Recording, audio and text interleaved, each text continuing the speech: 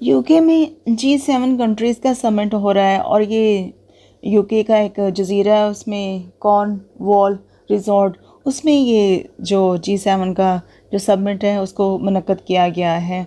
और जो बाइडन के हुक्म पर इन्होंने जो बिल्डिंग ली हुई थी जहाँ इनका प्रोग्राम हो रहा था, वहाँ पे उन्होंने सारी बिल्डिंग को खाली करवा दिया और जो 5G इंटरनेट था उसको भी सस्पेंड कर दिया जो बाइडन के कहने पे। जो बाइडन को ये पता नहीं ऑल टाइम हर वक्त डर लगा रहता है और इवन के एक जजीरे में बैठा हुआ है और G7 कंट्रीज़ जो दुनिया की आलमी ताकतें हैं, दुनिया के स्ट्रॉन्ग मुल्क हैं, बड़े बड़े मुल्क हैं, और वहाँ बैठ के चाइना कहाँ दुनिया के एक तरफ और ये कहाँ दुनिया के दूसरी तरफ, वहाँ बैठ के भी जो बाइडन को इतना डर है चाइना का कि चाइना कहीं जासूसी ना कर रहा हो, चाइना जो हमारी जो सिक्रेसी है उसको लीक आउट ना कर दे, चाइना हमें ट्रेस ना कर ले, हमारे प्लान को एक्सपोज ना कर दे। मतलब हमारी जो जितनी G7 की एक्टिविटीज़ हैं, जो हमारी प्लानिंग है, प्रोग्रामिंग है, उनको चाइना हैक ना कर ले पूरी तरह। तो इस डर की वजह से जो बाइडन ने ना सिर्फ वहाँ बिल्डिंग को खाली करवाया बल्कि 5G इंटरनेट की सर्विस भी मुंतकिल कर दी, सस्पेंड कर दी पूरी तरह से। अब जो G7 कंट्रीज़ हैं, पहले ये G8 होता था क्योंकि इसमें रशिया भी शामिल था और बाद में इन्होंने रशिया पे सैंक्शन इम्पोज कर दिए और रशिया को यहाँ से एक्सपेल कर दिया, उसकी मेंबरशिप को कैंसिल कर दिया और फिर अब ये G7 समिट हो गया है, G7 इसका नाम दे दिया गया है। और इन G7 कंट्रीज़ में Canada, UK, USA, Italy, Japan, Germany, France, ये 7 कंट्रीज़ शामिल हैं। अगर हम जो इन्फॉर्मेशन आ रही है, जो खबरें आ रही हैं G7 के बारे में, तो अगर इनका जो सेंट्रल डिस्कशन है, जो सेंट्रल पॉइंट है इस G7 कंट्रीज़ का, वो है चाइना। इनकी सारी जो मामलात हैं, सारी कन्वर्सेशन G7 कंट्रीज़ की ये चाइना के इर्द गिर्द घूमती है। तकरीबन 70 से 80% डिस्कशन इनकी चाइना के इशू पर रही है कि चाइना के साथ कैसे डील करना है, चाइना को इकोनॉमिकली कैसे डिफीट करना है, चाइना को मिलिट्री तौर पर कैसे डिफीट करना है और चाइना पे सैंक्शन कैसे लगानी है, चाइना को मतलब हर तरह से काउंटर कैसे करना है। और चाइना का जो दुनिया में असर और रसूख तेज़ी से बढ़ रहा है, जो G7 स्पेशल अमेरिका के लिए बहुत ख़तरनाक बात है।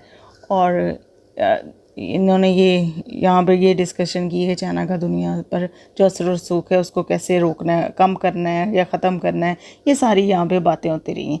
अब हम बात करते हैं G7 में 2 ग्रुप हैं, ये डिवाइडेड है। मतलब ये हम ख्याल ग्रुप नहीं है, ये नहीं है कि मतलब जो अमेरिका, यूके और कनाडा कह रहा है तो बाकी कंट्रीज़ भी वही कर रहे हैं या वही कर रहे हैं जो अमेरिका चाह रहा है, ऐसा नहीं है। इनमें इख्तलाफ पाया जाता है, सब एक पेज पे नहीं है तो G7 सबमिट, लेकिन इसमें डिवीजन है, 2 ग्रुप में। इसमें एक ग्रुप है जिसको हम कह सकते हैं एंग्लो सैक्सन एलियन, इसमें USA, यूके, कनाडा 3 कंट्री शामिल हैं और इनकी जो बुनियाद है, इनकी करैक्टराइजेशन की बुनियाद है वो की गई है लैंग्वेज पे, यानी कि ये यहाँ पे इंग्लिश बोली जाती है और यहाँ पे ज़्यादा लोग क्रिश्चियन हैं और इस बेस पे इनको एंग्लो सैक्सन एलियन कहा जाता है। और जो दूसरा ग्रुप है वो इसमें शामिल नहीं है। और जो दूसरा ग्रुप है जो यूरोपियन कंट्रीज़ में आता है सिवाय जापान के, और वो चाहता है कि हमारा ना चाइना के साथ हमारे रिलेशंस अच्छे हों, हम चाइना के साथ ट्रेड करें, क्योंकि चाइना दुनिया की बहुत बड़ी मार्केट है और उनके पास बहुत बड़ी ज़्यादा आबादी होने की वजह से कंज्यूमर पावर भी बहुत ज़्यादा है और वहाँ पे चीज़ों को एक्सपोर्ट करना भी बहुत फ़ायदेमंद है। तो यूरोपियन कंट्रीज़ तो यही चाहते हैं, लेकिन USA चाहता है कि हम चाइना के साथ डिसकनेक्ट हों, हम चाइना के साथ ट्रेड ना करें, हम बल्कि चाइना पे सैंक्शन इम्पोज करें, इकोनॉमिकल सैंक्शन इम्पोज करें और चाइना का असर कम करें और चाइना को दफ़ाई तौर पर भी कमज़ोर करें और दफ़ाई तौर पर चाइना का मुकाबला करें। और ये जो 5G के ज़रिए या मुख्तलिफ़ टेक्नोलॉजीज़ के ज़रिए हमारे मुल्कों की जासूसी करवा रहा है चाइना, तो हम भी ऐसी टेक्नोलॉजी पर काम करें जो इनकी जो स्पाई डिवाइसेस अब फ़ौरन डिटेक्ट हो जाएं, हमें पता चल जाए और हम भी ऐसी डिवाइसेस इनके कंट्री में भेजें चाइना में, जो चाइना की जासूसी करे और हमें सारी इन्फॉर्मेशन कलेक्ट करके दे। लेकिन यहाँ पे यूरोपियन यूनियन अमेरिका के साथ इत्तेफाक करता हुआ दिखाई नहीं देता। अब हम इटली ले लें, इटली G7 का सबसे कमज़ोर मुल्क है, और एक तो ये G7 का हिस्सा है, दूसरा G20 का भी हिस्सा है, और साथ जो चाइना का वो जो China belt and road programme है उसका भी हिस्सेदार है, उसका भी शराकतदार बना हुआ है। साथ उसने उधर भी अपना हिस्सा डाला हुआ है, उधर चाइना के साथ भी काम कर रहा है, और इधर G7 और G20 का भी हिस्सा बना हुआ है। और बाकी यूरोपियन कंट्री भी चाइना के साथ ट्रेडिंग कर रहे हैं, चाइना के साथ ट्रेडिंग मुआहदे कर रहे हैं, और चाइना के साथ अपने अच्छे तल्लुकात रखने की कोशिश में लगे हुए हैं। और ये नहीं कि वो अमेरिका से पूरी तरह दूर है, ऐसा नहीं। अमेरिका के भी करीब है, अमेरिका के साथ भी उनकी ट्रेडिंग जारी है, और नेटो जो है मिलिट्री फोर्सेस का जो ग्रुप है उसका भी यूरोप हिस्सेदार है। तो वो दोनों को साथ लेके चल रहे हैं, मतलब वो दोनों के साथ ख़राब नहीं कर रहे। और अमेरिका पूरी तरह चाइना के ख़िलाफ़ जाना चाह रहा है, लेकिन जो यूरोप है ना वो न्यूट्रल होने की कोशिश कर रहा है। उसकी परफॉर्मेंस से लग रहा है, उसके मज़ाहिर से लग रहा है कि वो चाइना के साथ चलना चाह रहा है। अगर अमेरिका पूरी तरह काउंटर करना चाहता है चाइना को, तो अपने ये जो G7 समिट है इसमें इसको रद्दोबदल करना पड़ेगा। इसमें ऐसे लोगों को लिस्ट अप करना चाहिए जो अमेरिका का पूरी तरह इत्तेफाक करें चाइना के ख़िलाफ़। चाइना बड़ी हिकमत और दानिशमंदी के साथ तेज़ी से आगे बढ़ रहा है। चाइना ने ग्वादर में इन्वेस्टमेंट की। चाइना अब ये जो China belt and road programme के तहत जो एक रास्ता बना रहा है उस पर काम कर रहा है, उस पर इन्वेस्ट कर रहा है। ये फ्यूचर में चाइना के लिए बहुत ज़्यादा फ़ायदेमंद है।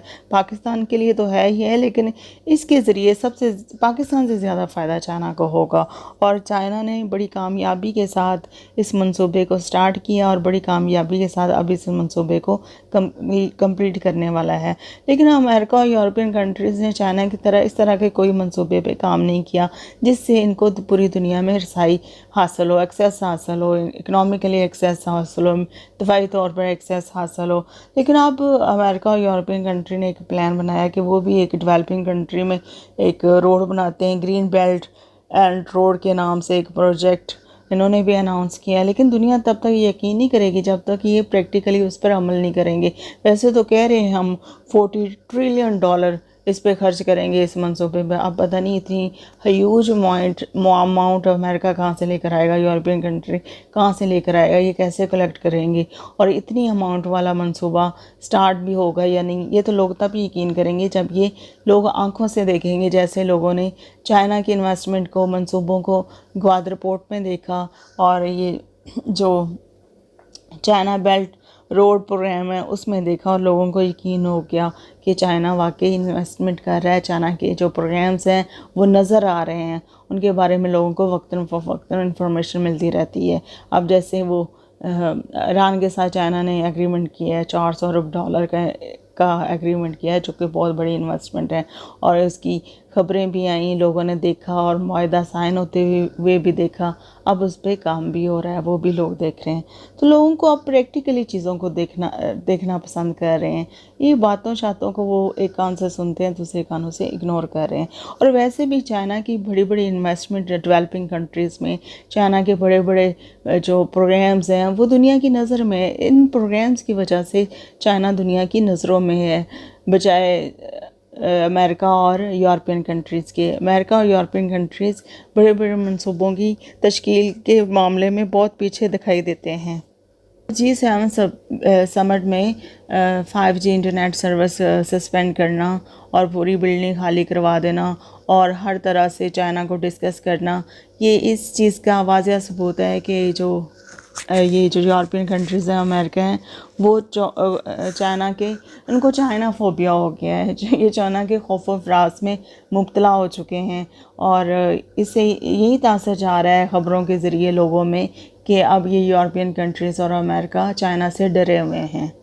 अभी तो G7 समिट जारी है, और जब ये कंप्लीट हो जाएगा फिर बाद में इसके बारे में इंफॉर्मेशन आएगी कि इन्होंने क्या क्या चाइना के बारे में डिसीजन लिए हैं, और फ्यूचर के बारे में क्या डिसीजन लिए हैं, और उन्होंने आपस में क्या डिसीजन लिए हैं कि आपस में कैसे चलना है, कौन सी पॉलिसी इख्तियार करनी है, और इकनॉमिकली हमने कौन सा रास्ता इख्तियार करना है।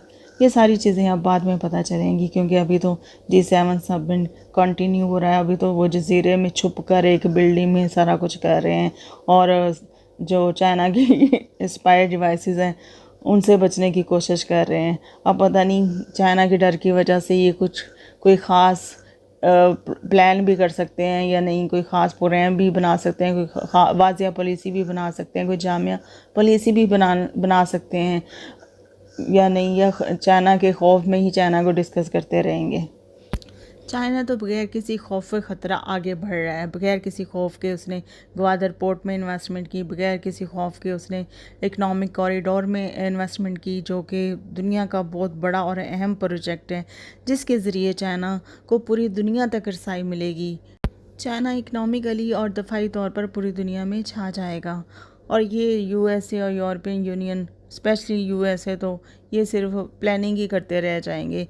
चाइना ना सिर्फ डेवलपिंग कंट्री में इन्वेस्टमेंट करके उनको एम्पावर कर रहा है, बल्कि चाइना ने अपने लोगों को भी बहुत फैसिलिटेट किया हुआ है, उनको हर तरह की सहूलियात मुहैया की हुई हैं। चाइना के अवाम अपनी गवर्नमेंट के साथ बहुत खुश हैं, और इससे चाइना को कोई ख़तरा नहीं है कोई भी मुखालिफ पार्टी या कोई भी मुखालिफ ग्रुप चाइना की हुकूमत के ख़िलाफ़ बगावत कर दे और चाइना के हालात ख़राब करने की कोशिश करे।